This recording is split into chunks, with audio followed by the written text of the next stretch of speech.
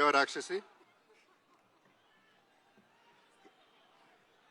నమస్తే విజయవాడ. మామూలు వాళ్ళు కాదయ్యా మీరు. మొత్తానికి విజయవంతంగా పెద్ద టీంని తీసుకొచ్చేశారు. రామ్ చరణ్ని తీసుకురాగలిగారు. మెయిన్లీ థ్యాంక్స్ టు ఎంపీ గారు.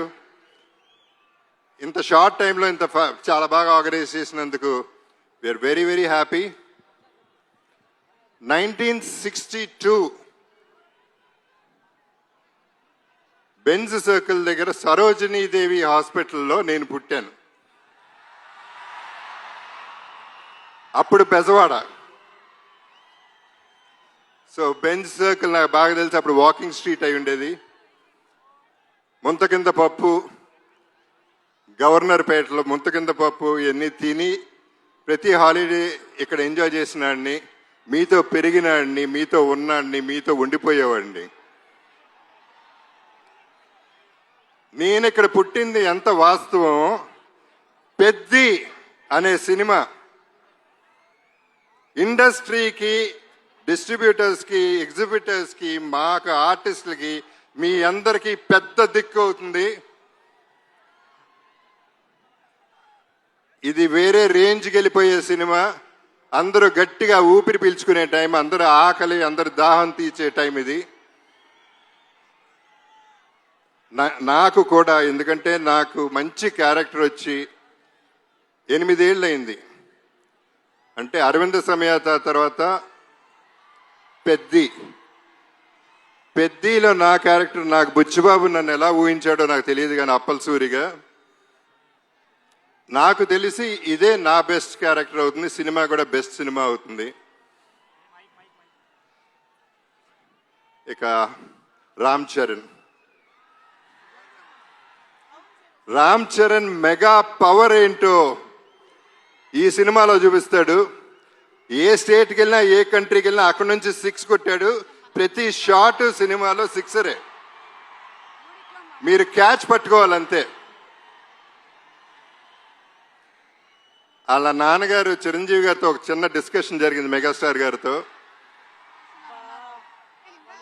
అప్పుడు నేను చరణ్ అంటే నాకు చాలా ఇష్టం.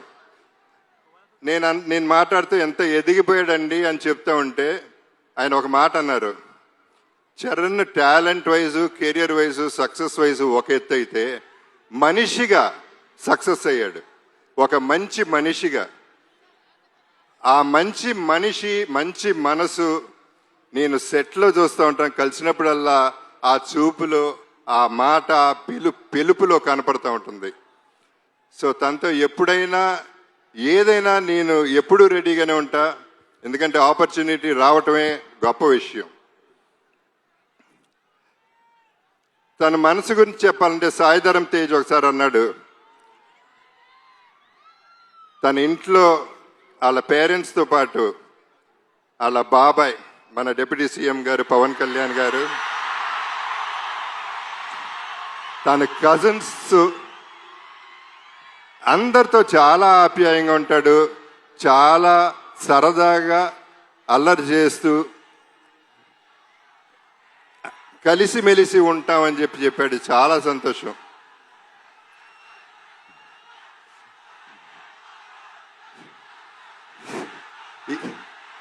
ఈ పర్టికులర్ సినిమా గురించి నేను ఎక్కువ చెప్పదలుచుకోలేదు, ఎందుకంటే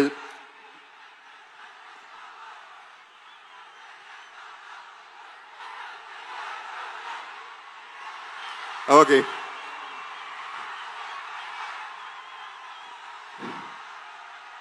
ఇక మా బుచ్చిబాబు పోర్టబుల్ సైజులో, బఠానీ సైజులో ఇంత ఉంటాడు. తనలో ఎంత బుర్ర ఉందో, ఎంత టాలెంట్ ఉందో, అన్బిలీవబుల్ టాలెంట్ ఉంది, అన్లిమిటెడ్ టాలెంట్ ఉంది. Is unstoppable also.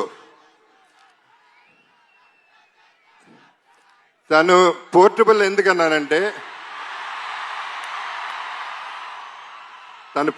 ఎందుకన్నానంటే, ఇలా ఉంటాడు, అందరు సంకల్లో దూరిపోతూ ఉంటాడు, చాలా ప్రేమగా ఉంటాడు. ఆ పోర్టబుల్ సెట్ని ఎక్కడికంటే ప్రతి ఇంట్లో, ప్రతి గుండెల్లో చేర్చేసుకుంటారు. అసలు వదిలితే సంకెక్కేస్తాడేమో అటువంటాడు. తను ప్రతి క్యారెక్టర్ డిజైన్ చేసిన విధానం అద్భుతంగా ఉంటుంది.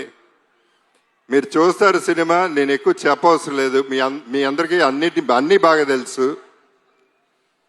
ఇక రెహమాన్ గారి గురించి అప్పుడు ఇప్పుడు ఎప్పుడు కూడా సెల్యూట్ సార్. ఇక ర్యాండీ ఒక వన్ మోర్ అనేది ఎప్పుడు వినపడుతుంది దగ్గర. అండ్ ధైర్యంగా టేక్ ఓకే అని చెప్పగలే ధైర్యం ఒక్క ర్యాండీకే ఉంది, డైరెక్టర్ కంటే ముందు. అంత క్యాలిబర్ ఉన్న ర్యాండీతో పనిచేశాను. నా అదృష్టం ఈ సెకండ్ ఇన్నింగ్స్లో ఇటువంటి వాళ్ళతో పనిచేయగలుగుతున్నాను.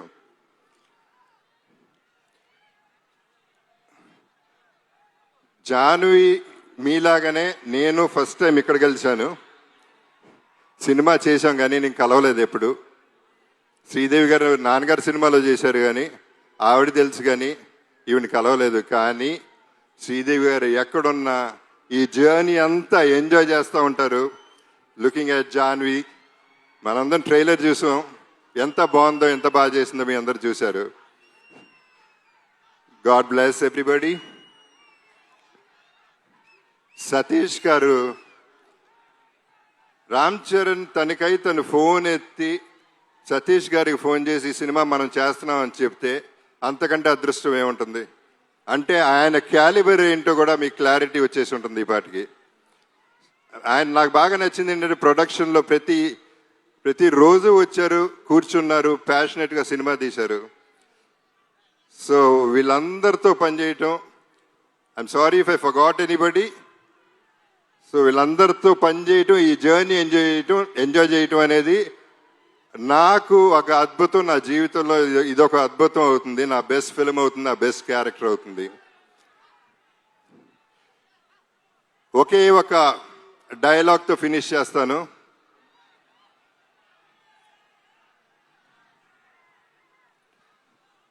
ఆఖరికి వచ్చను కూడా ఒంట్లో దాచుకుని బతకాలంటారా దీని అమ్మ బతుకు.